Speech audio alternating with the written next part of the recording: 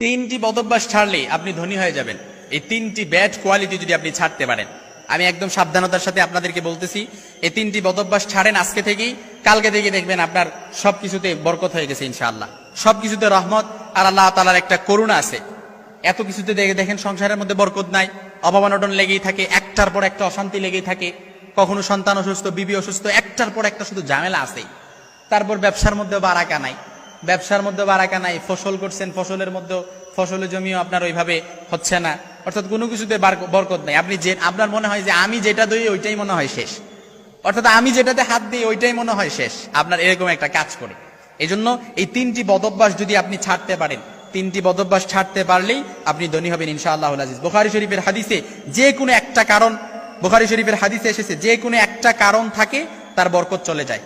অর্থাৎ এই তিনটা বদভ্যাসের মধ্যে যে কোনো একটা বদভ্যাস যদি তার থাকে তাহলে তার বরকত চলে যায়। অভাব অনটন থাকে, অভাব অনটন লেগেই থাকে, রহমত বরকত সাকিনা কোনো কিছুই নাজিল হয় না।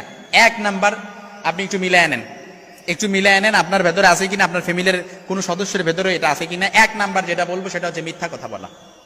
এই মিথ্যা কথা আমাদের মধ্যে অনেক আছে। স্বামী স্ত্রীর সাথে মিথ্যা কথা বলে, স্ত্রী স্বামীর সাথে মিথ্যা কথা বলে, অর্থাৎ সত্য গোপন করে, সন্তানের সাথে সত্য গোপন করে, স্ত্রীর সাথে সত্য গোপন করে, অর্থাৎ একটা সত্য গোপন করার জন্য কিন্তু আরো কয়েকটা মিথ্যা কথা বলা লাগে, এটা কিন্তু মনে করতে হবে। এই জন্য মিথ্যা কথা কখনো বলা যাবে না। আল কিযবু উম্মুজ যুনুব, মিথ্যা হচ্ছে সকল পাপের মূল। রাসূল সাল্লাল্লাহু আলাইহি সাল্লামের কাছে এক লোক এসে বলে, ইয়া রাসূলুল্লাহ, আমার ঘরে তো কোনো কিছুতে বরকত নাই, শান্তি নাই। রাসূল বলে, মিথ্যা কথা ছেড়ে দাও, তোমার সবকিছুতে বরকত হয়ে যাবে। সুবহানাল্লাহি ওয়া বিহামদি। অর্থাৎ মিথ্যা কথা ছেড়ে দেন, সবকিছুতে বরকত চলে আসবে ইনশাআল্লাহ। আল্লাহ রাসূল সাল্লাল্লাহু আলাইহি সাল্লামের কাছে এক সাহাবী এসে বলে, ইয়া রাসূলুল্লাহ, আমার তো কোনো কিছুতে বরকত হয় না। আল্লাহর হাবিব বললেন, তুমি মিথ্যা কথা বলা ছেড়ে দাও, দেখবা সবকিছুতে বরকত আসতেছে। এজন্য পরিবারের মধ্যে যদি বরকত চান, রহমত চান, অভাব অনটন দূর করতে চান, শান্তির স্বর্গরাজ্যে পরিবারটাকে বানাতে চান, তাহলে মিথ্যা কথা ছেড়ে দেন, তাহলে আপনি নিমিষে ধনী হয়ে যাবেন।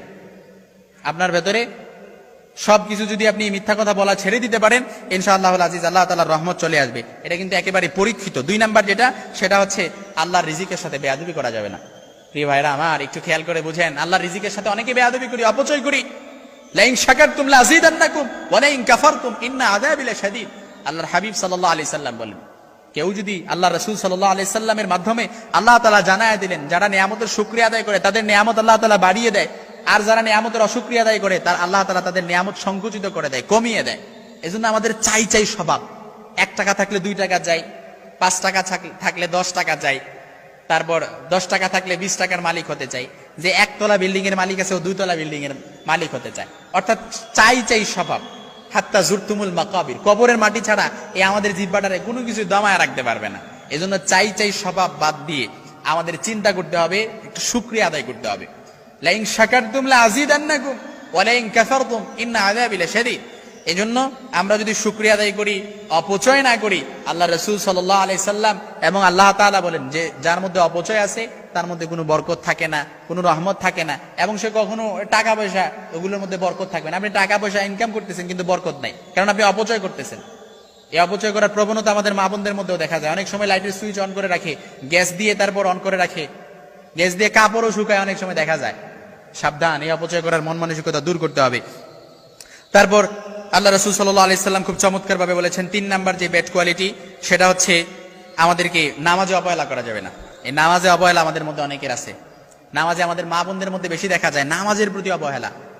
ফাওয়াইলুল লিল মুসাল্লিন আল্লাযীনা হুম আন সালাতিহিম সাহুন আল্লাযীনা হুম ইউরাউন ওয়া ইয়ামনাউনাল মাউন। সূরাতুল মাউনে নামাজে অবহেলাকারীদের ব্যাপারে আল্লাহ তাআলা খুব সাবধানভাবে আমাদেরকে সতর্ক দিয়েছেন।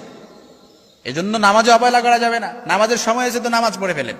অনেকে বলবেন, হুজুর আমরা তো নামাজই পড়ি না, আবার আপনি নামাজের কথা কি বলবেন? না প্রিয় ভাই আমার, নামাজের প্রতি অবহেলা করলে আপনার কোনো কিছুতে বরকত থাকবে না। আউয়ালু মা ইউহাসাবু বিহিল আবদু ইয়াউমাল কিয়ামাতিস সালাহ, কিয়ামতের ময়দানে সর্বপ্রথম নামাজের হিসাব হবে। এইজন্য নামাজের প্রতি অবহেলা করা যাবে না।